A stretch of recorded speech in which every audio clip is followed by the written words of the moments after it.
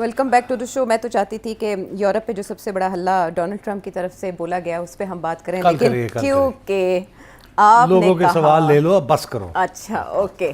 سیٹھی صاحب کی پرزور فرمائش پہ ظاہر ہے بہت لمبی لسٹ ہے اور بہت عرصے سے ہم یہ شامل نہیں کر پا رہے, تو سب سے پہلے بڑھتے ہیں تیزی کے ساتھ ہارون آباد محمد عبداللہ اعوان کی جانب. روس نے پاکستان اور افغانستان کے درمیان معاملات طے کرانے کی پیشکش کی تھی, لیکن وہ بیل تو کسی منڈے نہیں چڑھی. کیا روس چائنا اور انڈیا کے درمیان تعلقات بہتر کرانے میں کوئی کردار ادا کر سکتا ہے یا اچھا جی, ایسے ہے کہ روس اور چائنا کی کوشش ہے کہ انڈیا کو ساتھ لیا جائے اور ایک 3 ممبر اسٹیٹس کا ایک گروپ بنایا جائے.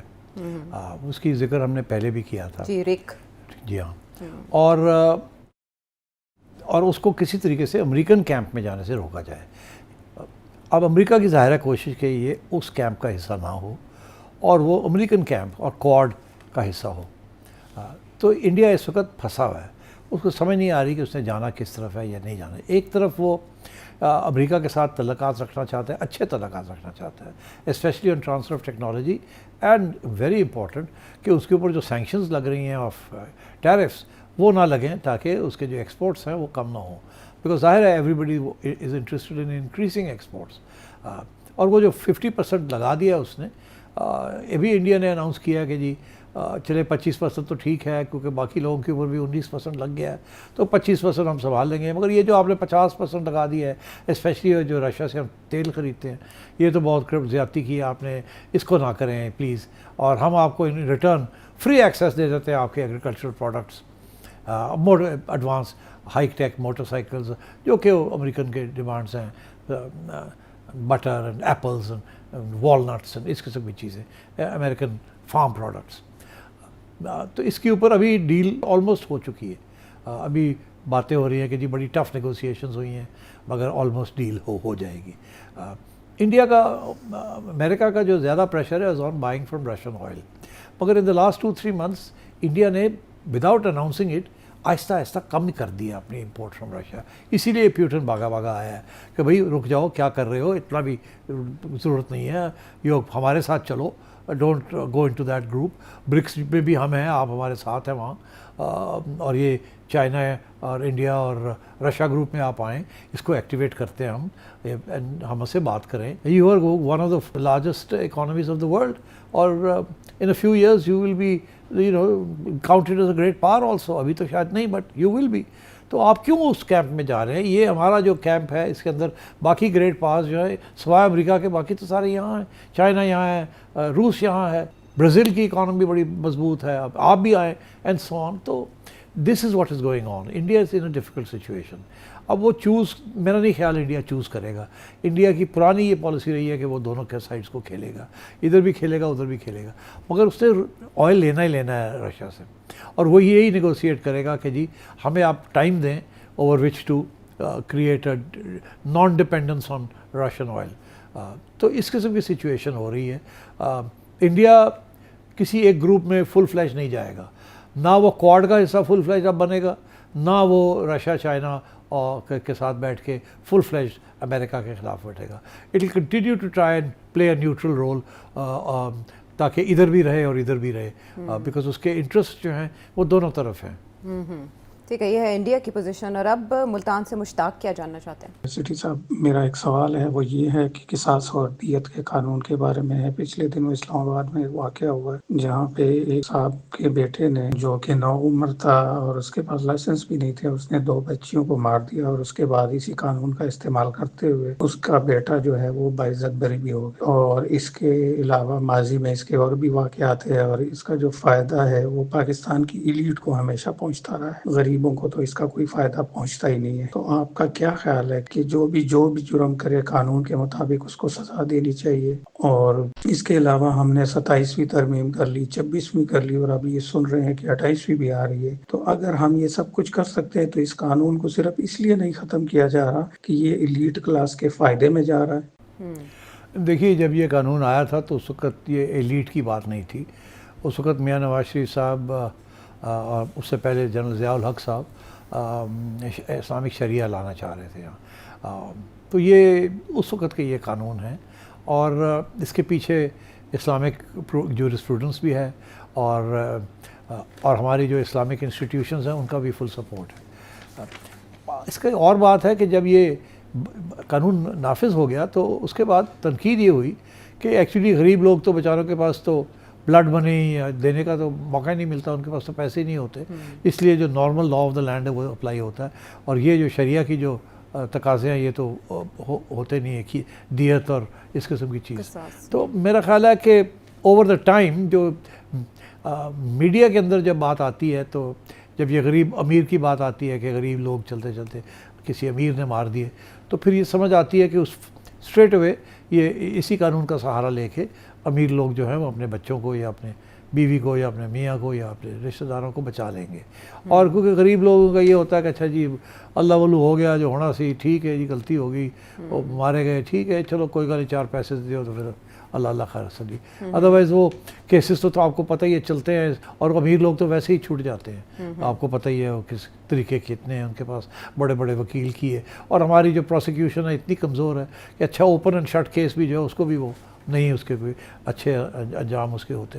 تو آئی تھنک اس کے پیچھے ایک سوسائٹل کنسنسس بھی ہے کہ چلے اور کچھ نہیں تو یہی صحیح.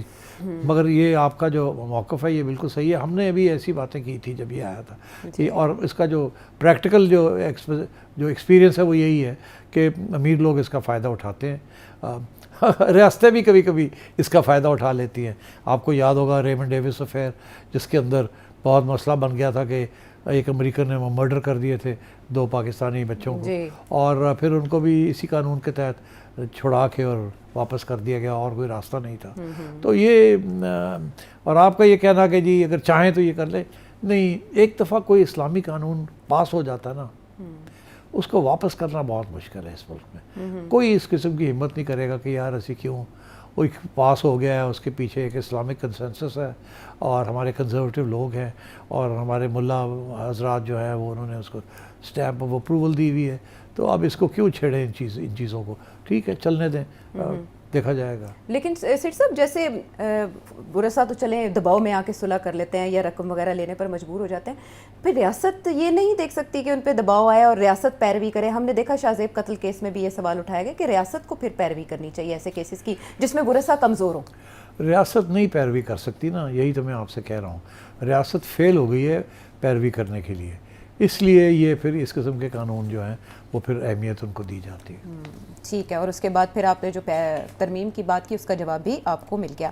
اب اٹلی سے احمد مختار.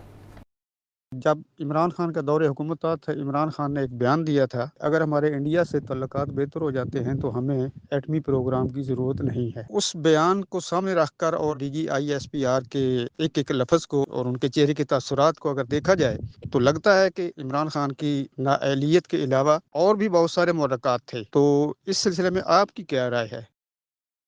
نہیں, ایسی کوئی بات نہیں ہے. دیکھیے, ہم نے ایٹمی ہتھیار ایکوائر کرنے کا فیصلہ کیا تھا جب انڈیا نے کیا تھا, وہ ایک ملٹری بیلنس کے ذریعے کیا تھا, اور ہم نے کہا تھا ہمارے ڈیفنس کے لیے, اور آج بھی ہماری وہی سچویشن ہے. اسی لیے ہم کسی دنیا کے کسی ملک کو تھریٹن نہیں کرتے. جیسے کہ اسرائیل کا جو بام ہے یا امریکن بامز ہیں یا رشین بامز ہیں, they pose a threat to the other countries جن کے ساتھ ان کے پرابلمز ہیں. ہمارا is a purely defensive mechanism.